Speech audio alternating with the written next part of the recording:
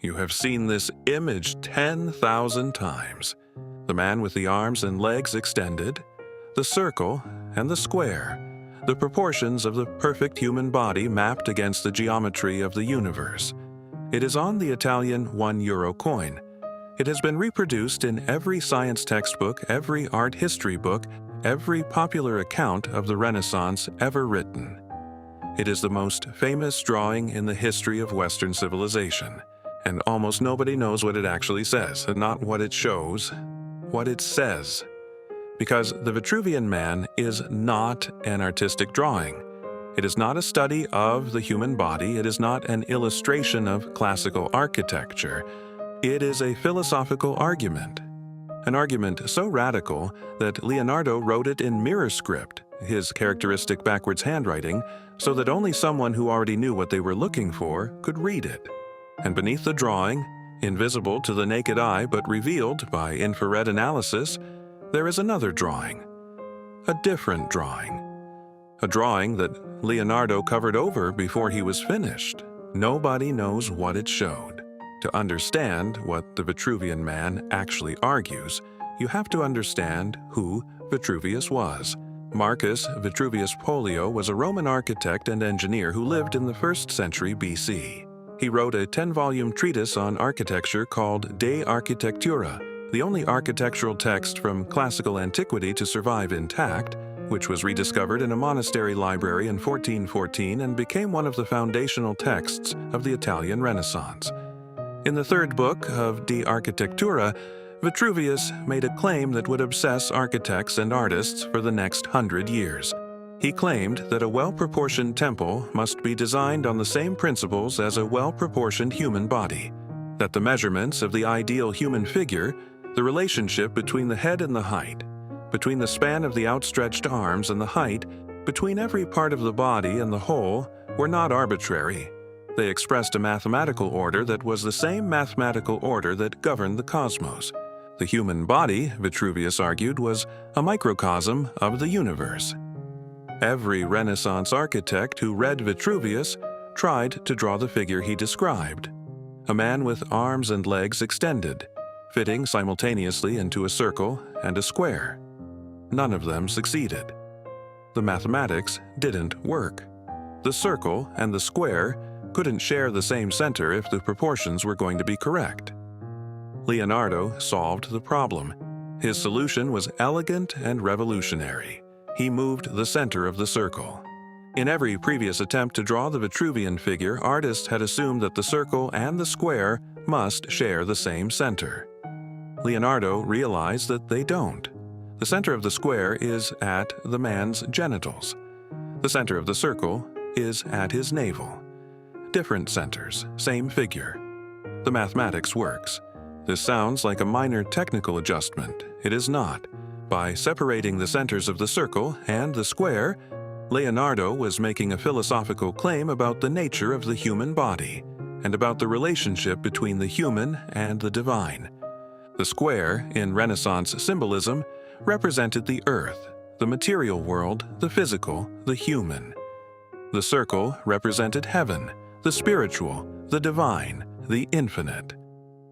Leonardo's Vitruvian Man stands with his feet on the earth and his navel reaching toward heaven. He is the meeting point of two geometries that should be incompatible. He is the place where the earthly and the divine intersect. He is not a measurement of the human body, he is a map of the cosmos. The text that Leonardo wrote around the drawing, in mirror script in his characteristic cramped handwriting, is not a description of what we see. It is an instruction for how to read it.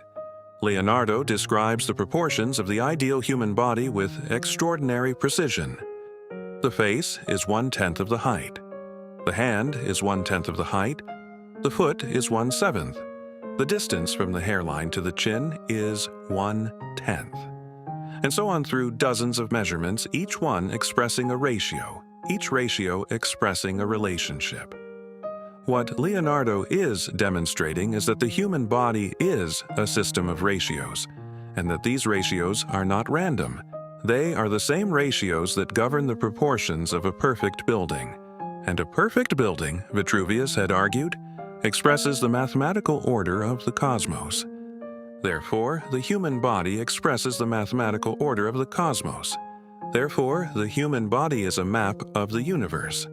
This is the argument, written in mirror script, around the most famous drawing in Western civilization, waiting for 500 years for someone to read it carefully enough. But there is something else. In 2012, a researcher at the University of Amsterdam named Mariam Alai was analyzing a high-resolution scan of the Vitruvian Man when she noticed something unusual in the paper beneath the ink. There were lines under the visible drawing. Not the underdrawing, the preliminary sketch that every artist makes before the final version. Something more complete. A different figure. A figure in a different position. Infrared analysis confirmed it. Beneath the Vitruvian Man as we know it, there is another drawing. The figure beneath is in a different pose.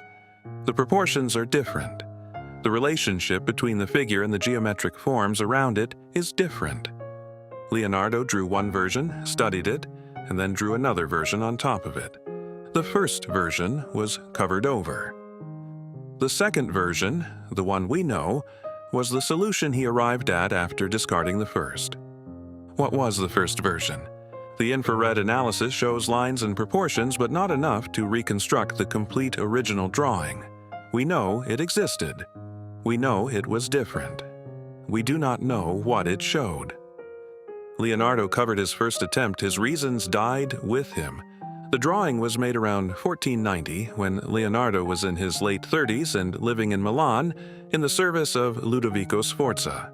It is drawn in pen and ink and metal point on paper. It is approximately 34 centimeters tall and 24 centimeters wide, smaller than you probably imagine. The original is in the Gallery dell'Accademia in Venice, where it is kept in a controlled environment storage room and exhibited only on rare occasions because it is too fragile to display permanently.